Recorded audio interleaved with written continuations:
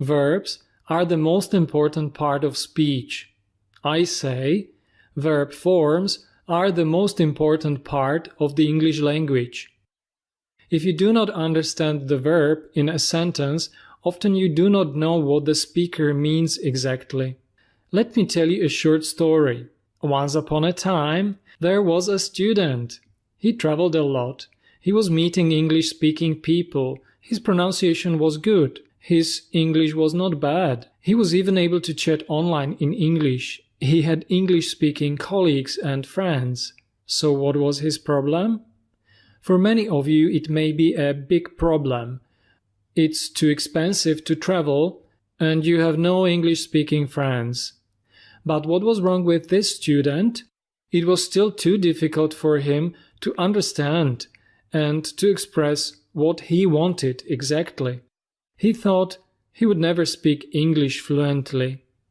He asked me, "How can I learn to think English?" I told him to focus on the English verb forms.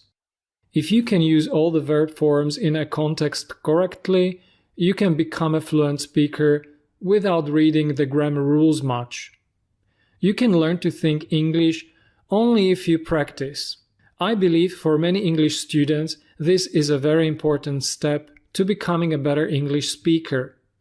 Verbs change forms in context when you talk about present, past, and between or during a period of time. We can leave out the future forms for now. This timeline will help you learn to think English by practicing the 5 most common English verbs: be, do, go, have, get. So how can this timeline help me learn to think English?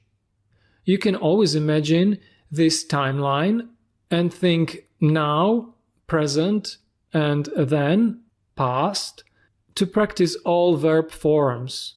Let's just have a quick look at the verb to be.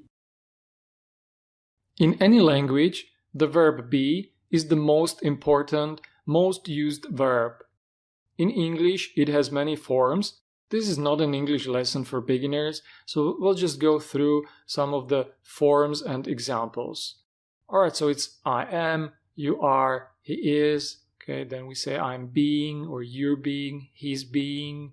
In the past, it's I was or I wasn't, he was, he wasn't, you were, you weren't. We can say you were being or you weren't being. Then we have I've been, he's been, you've been, or the negative I haven't, hasn't been, and I'd been, he'd been, you'd been, and the negative hadn't been. We also have the form, for example, we say it has been being or I'd been being, but these are not very common. Still, we have to mention them here. Very important are contractions.